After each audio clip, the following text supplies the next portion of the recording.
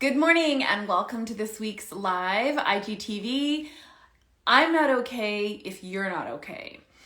Do you really struggle with your teenager being angsty and frustrated and constantly wanting to fix or needing to fix them so that you can feel calm and at peace?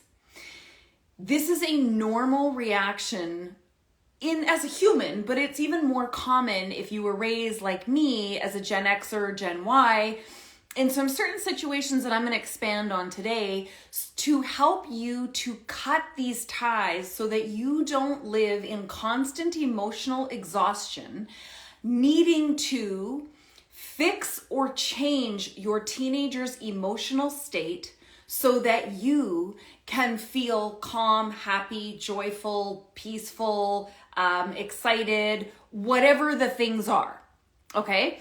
I'm going to walk you through this process, and this is one of the key things that I find that I'm doing in my work with parents, whether it's in one of my programs or in my private parenting community, is constantly addressing this, I'm not okay if you're not okay. And it's really something that got set up probably early in your childhood, but I promise you it is also one of the number one disconnection habits that is going on in your relationship with your teen. And it is in fact, although it is absolutely of loving intention, loving, caring intention, it is stopping you from having the relationship that you want with your teenager and that your teenager desperately wants with you. If this sounds familiar, then you are in the right place. This is what I'm going to talk about today. Okay, so here's the beginning of this. I'm not okay if you're not okay. Let's go back to the origin of this story. And if this sounds familiar, I want you to type heck yeah in the comments. Were you raised in an environment where you heard statements similar to this? Oh, you better not do that or your mother is going to be so upset. If your dad comes home and finds out that you did XYZ, he's going to give you a spanking. If you don't stop this right now, I am going to lose on you and you're going to end up in a timeout. Well, if you were just a little bit kinder, maybe your grandparents wouldn't have had to send you back home. Well, maybe if you were a little more polite, your teacher wouldn't have put you in a timeout. Do you see where I'm going with this? Okay, so I'm getting some heck yeahs in the comments, so thank you for that. If you were raised in an environment where you were constantly told that your behavior directly controlled someone else's feelings, you were likely raised to believe that you were also directly responsible for that other person's feelings, aka your parents, extended family, those in authority around you. Make you feel 100% guilty. Yes, it is based in guilt and somewhat shame. It is also called codependence. It is called codependence because it is a bungee cord that attaches your behavior to someone else's feelings. So every time, imagine you're attached by a bungee cord, okay? Every time you jump up and down, this person has an emotional reaction that you were told that your behavior was responsible for their feeling. And this is, yes, it's her mood. It was your mother's anger, not your behavior. It was your father's disappointment and stress, not your behavior. It was your grandparents' expectations, not your behavior. And it never has been your fault, and it will not be your fault. I'm going to let you know how to unwind this, okay? I'm not going to tell you you're going to do it overnight or that it's going to be simple. So if you were raised in that environment where you were consistently told that your behavior was someone else, it was your fault if anybody got upset. Do you get where I'm going this? It was your fault if someone got upset. It was never, ever, well, no, I shouldn't say that. You probably were also told that if your mother or father or grandparents were happy, you might have also been told it was because you were being a good girl or a good boy, or you were doing as you were told. AKA 100% compliance, being a robot, denying, abandoning, and suppressing what was true for you in order to please others. Okay. If this is how you were raised, you are probably parenting from the same perspective.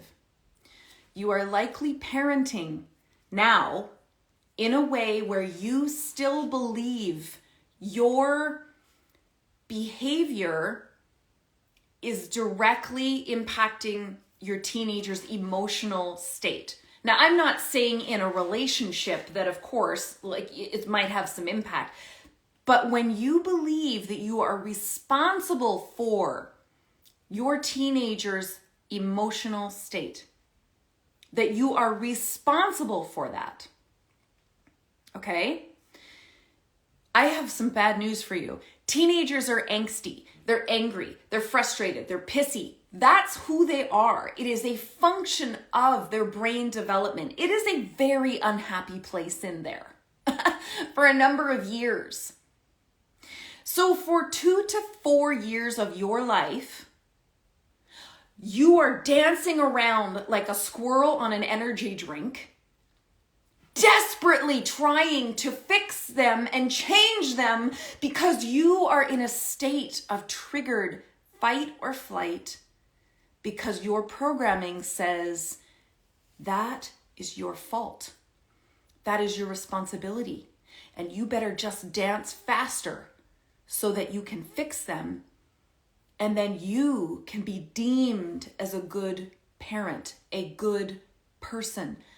You can stop that message that's going on in your head that says if your teenager is upset or anything other than joyful and happy, God forbid, that your parent is going to come out of the corner somewhere. This is what your 7-year-old emotional brain is telling you. Your parent's going to come out of the corner in some way and going to say to you, well, if you would just be better behaved, or if you would just be if you would just, then they wouldn't be so upset. This is your fault. So, this is why so many, by the way, the statistic currently is that for Gen Xers or Gen Ys, that over 80% of us are codependent. Codependent meaning we were raised in this kind of environment and are now struggling with this people-pleasing, and therefore the need to constantly fix or change other people's emotional state around us in order to feel safe and secure. And that we are actually becoming emotionally sick, as in exhausted, really burnt out, and unhealthy coping mechanisms because surprise, it's not working. It's not working. Because you never could control someone's emotional state. Not now, not then, not ever.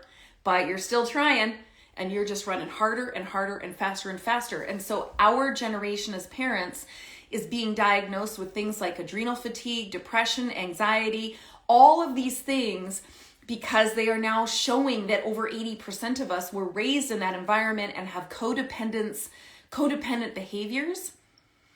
And this is now impacting our teenagers. So here's what I want to say to you. But you see, that thinking, when you get pissed because their life is so great and you are busting your butt double time to make their life great, and they're still pissy, depressed, angsty, you have that bungee cord.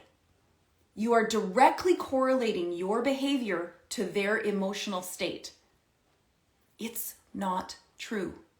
That is an unhealthy, in fact, toxic, emotional relationship. It's studied and proven. Don't take my word for it. Go look up codependence. Go look up people-pleasing. And more importantly, emotional boundaries. An emotional boundary is what cuts the bungee cord. So, again, I always have an itchy nose when I go live. I don't know why this is. 2 years in, still have an itchy nose every time I go live.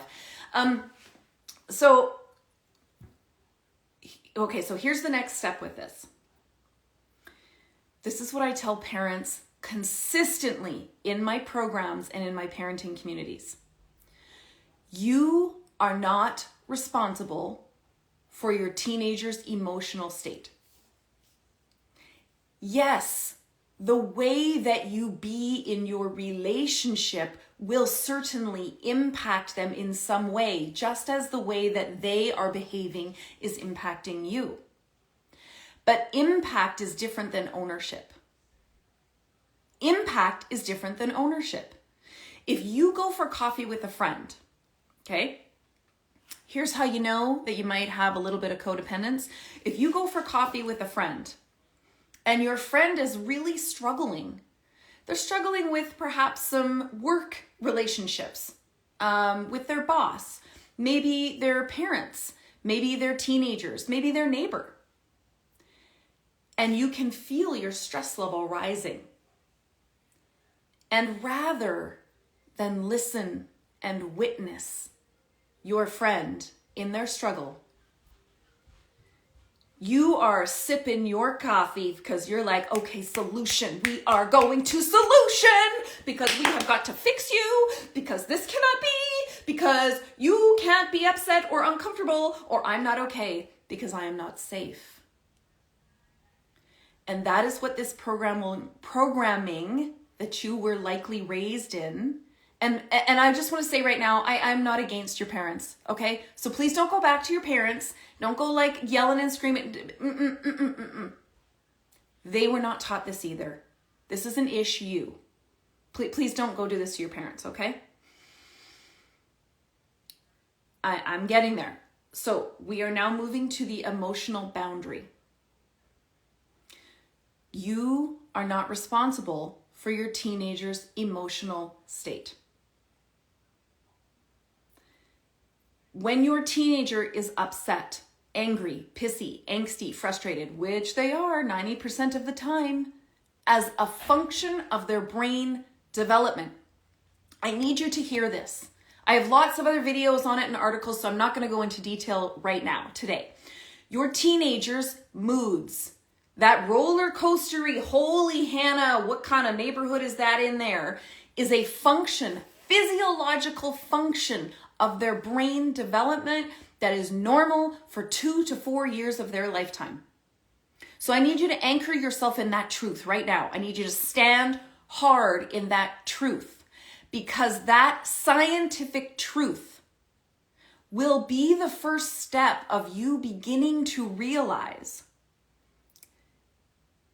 that everything you do does not control how they feel. I love you dearly, but I am here to tell you, you are not that powerful. You are not now, you never have been. Sorry, you are not that powerful.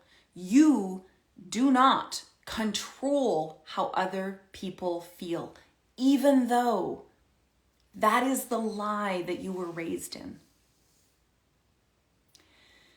Your teenager is a separate entity from you. And beginning to co-regulate and cut the bungee cord of codependence is understanding where you end and they begin. You are responsible 100% for your behaviors and your feelings. They are yours. Your teenager is 100% responsible for their behavior and their feelings. Even though they have an undeveloped brain and they want you to take responsibility for it, especially when things go wrong. They want to blame you for all the things and this is all your fault. Yeah. But you see, that only works. Their MO of not wanting to own uncomfortable feelings or uncomfortable results in their life to get you to own them only works when you feed that with a codependent thinking that says, oh yeah, I should take that on because I'm a better parent if I do. I'm far more honorable, noble, because I can be responsible for their feelings. Bullshit. Sorry. Oh, that just came out of my throat. Untrue. When your teenager or your friend or partner is having uncomfortable emotions for you, you may deem them to be uncomfortable even if your partner or teenager does not deem them to be uncomfortable. So long as that old messaging and pattern is feeling triggered, that switch got hit, and that switch goes on, and it's like, oh, high alert, somebody is uncomfortable. I need to go behave in a way that will fix that. Quickly, go. It starts with awareness.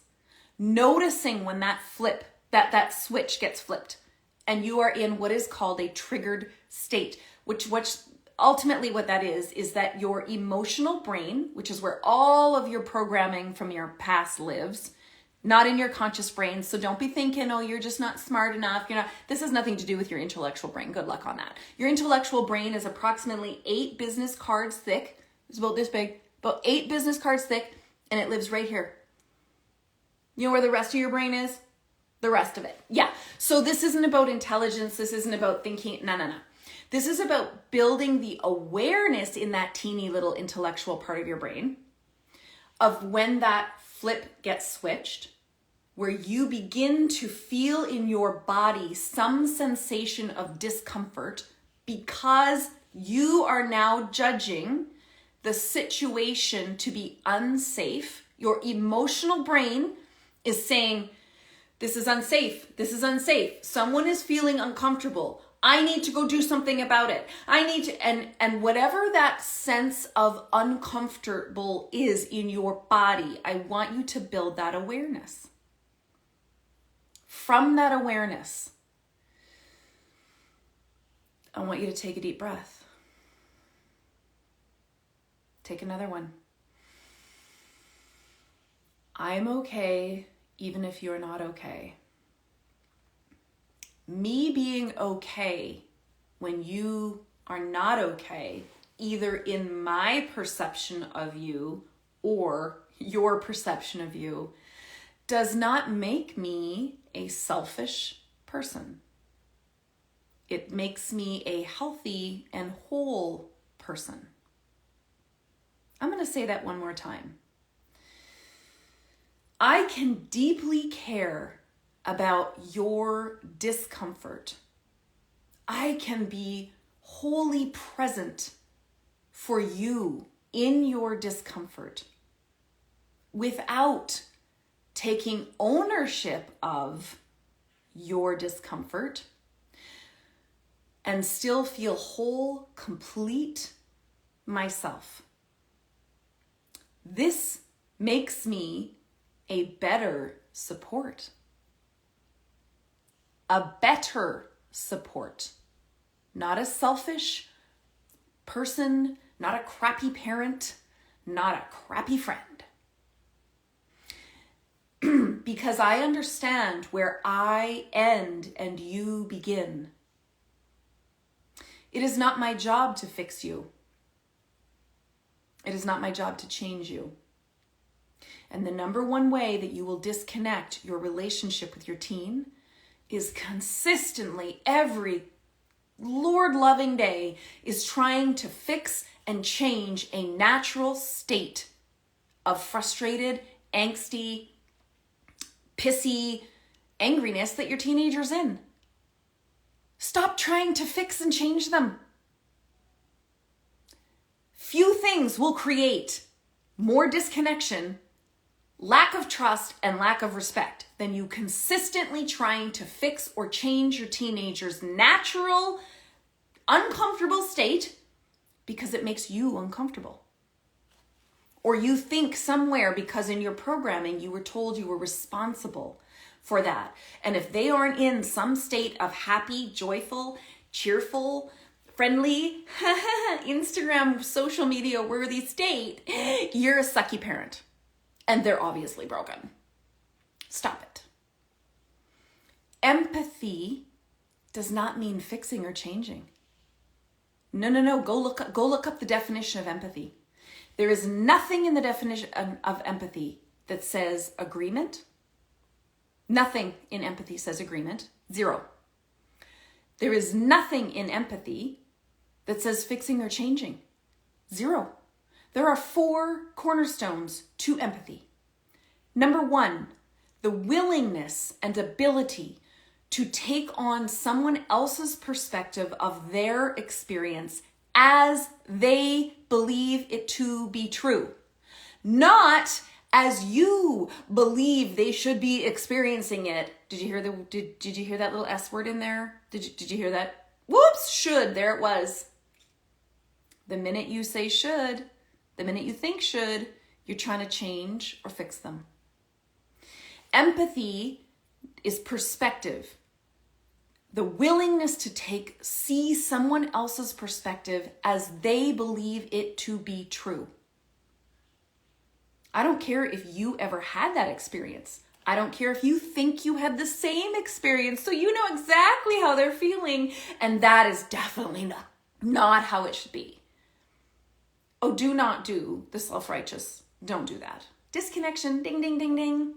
Don't do that.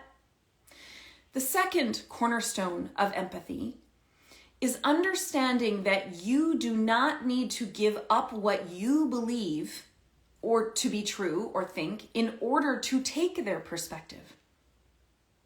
That's an emotional boundary. That also requires a level of security, emotional security. Okay? It also means, number 3, suspending judgment. Suspending judgment. There's no judgment about how they're experiencing whatever they're experiencing. Because it's true.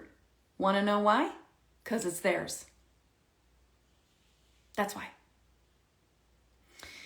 There is also, so I hope that answered. That is what empathy is. Empathy is I see you. I hear you. That must be really hard for you. This sounds really tough. It must be really hard to go through this. And you're so courageous that you got up every day and face this, even though it's not what you want. Do you hear anywhere in there that I'm trying to fix you? Do you hear anywhere in there where I'm saying what you're feeling is wrong? Do you hear anywhere in there where I am feeling so afraid and deeming my value, my personal worth, connecting it to how you are uncomfortable, and I'm trying to change you like quick likes so that I have more worth and value in the world because that's what you were told? That's not empathy. It's not empathy. This complete fallacy of how we were raised that says only half of the emotional experience is acceptable, that only half of a human is true. Well, if you fail to practice it most of the time, that's I don't know, like this is about your choice. This is a conscious choice, and it's about building awareness. It's not about building perfection. Okay? So I don't want to do this pass fail. We fail to do this. We're all just practicing. We're all just practicing. Okay? There is no perfection. So let's just let that go. Bye-bye. It is about building awareness. And only when you have the awareness that you are trying to fix because you feel uncomfortable, because you are now attaching your inherent worth as a human being, as a parent, because God knows there is parenting Olympics, and if you're not the perfect parent, well, then you're obviously failing. Bullshit. We're all just practicing, okay? That when you are starting to do that fast pedaling, that's an issue. It's not your teenager. This whole half-human thing is creating more mental health issues, like staggering increases in mental health issues, because we were raised that we were only allowed to be half a human. We were raised to think that only half of the human emotional experience was okay. Because remember, we were taught we were responsible for our parents' emotional experience. So if you were being anything other than cheerful, happy, friendly, compliant, respectful, then you were just a bad child. Because now your parents were upset, and that was obviously your fault. So can we just stop this ridiculous legacy, toxic, unhealthy relational legacy that's going on? You are okay, even if your teenager is not okay. And you will continue to, first of all, not support your teenager. You are not supporting your teenager by consistently trying to fix and change them. What you are doing is shaming them to tell them that half of the emotional experience, anger, frustration, annoyance,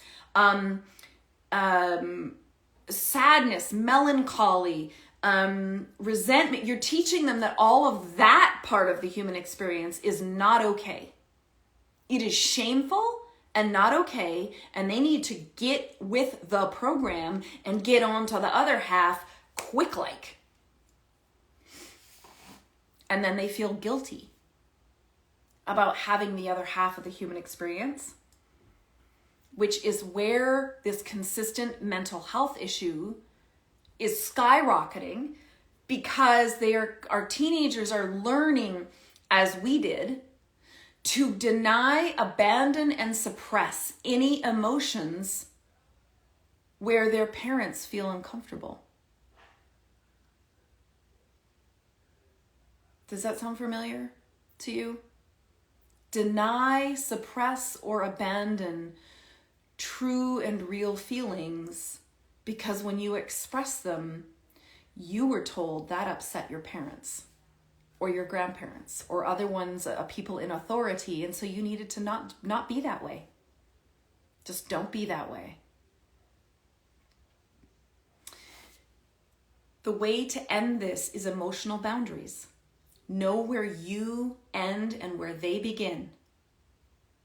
That your worth is not determined by how your teenager feels. What I recommend is take my programs. What I recommend is read all of my articles. What I recommend is do what all of this stuff is, I put it all out there. It's on TikTok, Instagram, it's on my YouTube video, it's in all of my articles on my website, alipayne.com, on the blog. Join my private community where it's a membership-based community, and I am in there every single day, and I answer specific personalized questions. I go live twice a month doing more detailed answers. Book a session with me. The specific steps, I'm going to say again, build the awareness. When you notice that you are trying to fix or change your teenager because you feel uncomfortable, that's an issue. That's where you start. It starts with awareness. Build the awareness. It starts with uncovering, were you taught that you were not allowed to feel a certain way? Were you told that your behavior is what was the your control your behavior in an undeveloped brain was responsible for your parents' emotions. Like if you acted as, oh, don't do that or your mother will be upset. Like if you were told that, that's your work. Start journaling those messages, that work. Start looking at that generational belief that was fed to you so that you can begin to own it rather than project it on your teen. You own that discomfort. You own that level of insecurity that was taught to you so that you can disconnect your personal inherent worth as a parent and a human from how your teenager chooses to behave or feel. You can love them deeply without trying to constantly dictate their emotions. When you allow, this happens in my programs all the time. This happens in every one of my parenting programs. Okay? The first thing parents say to me is, oh my gosh, I stopped taking everything so personally. And as soon as I stopped taking everything so personally, I stopped reacting. I didn't need to react all the time. And when I stopped reacting and I learned how to empathize with my teenager no matter what they were feeling, there was room for them. And all of a sudden, I just got this comment from a parent the other day. There was space for my teenager to process and be in their emotions. And they actually shifted out of it faster than when I tried to fix it. And when I stopped reacting and engaging, and we didn't get into this constant conflict cycle, my teenager came and actually communicated how they were feeling to me, and we were able to connect and converse rather than have conflict.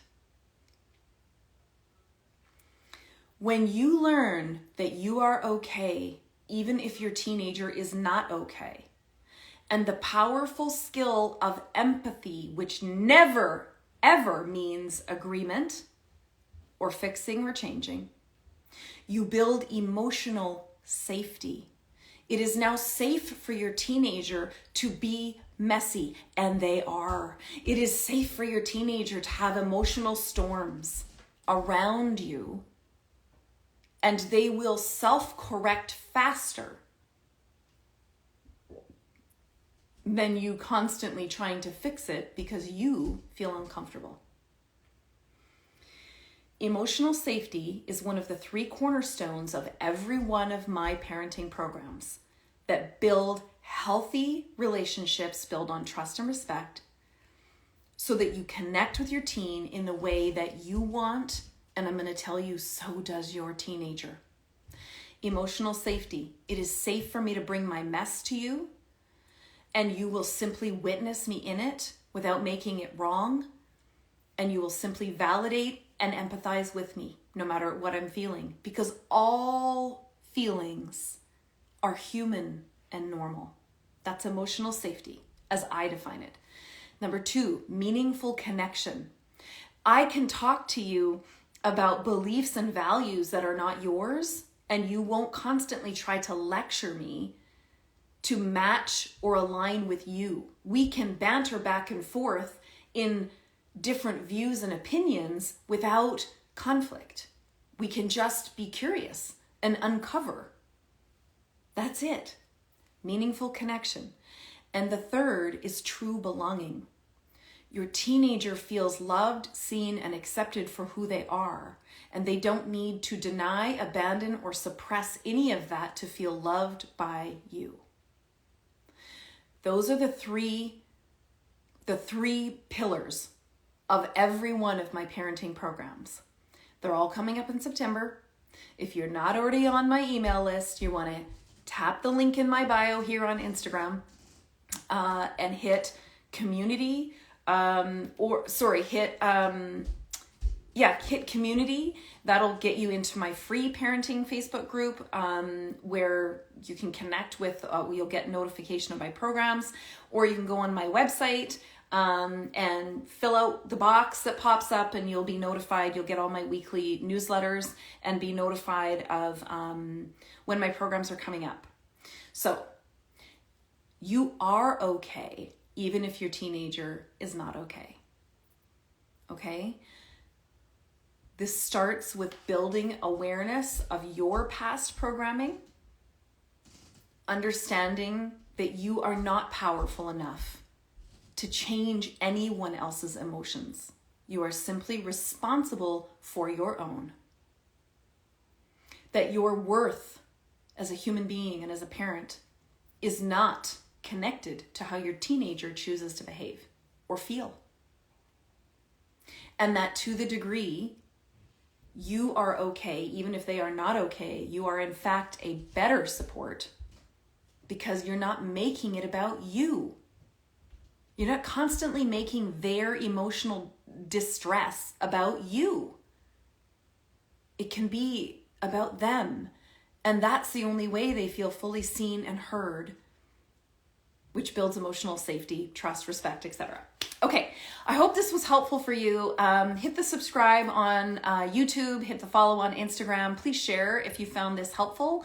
I thank you so much for joining me. I'm always here on Thursdays at 11 a.m. Pacific time talking about all things parenting teens. And again, all of my programs are coming up in September. So watch out for that. I've got, you can check out my website, allypayne.com, for more information, and you'll always see dates, etc. on there as well. Thank you so much for joining me. I'm always grateful. Thank you. Thank you. I appreciate each one of you for being here. I appreciate your comments and your questions. I hope to see you again next week. Bye, everybody.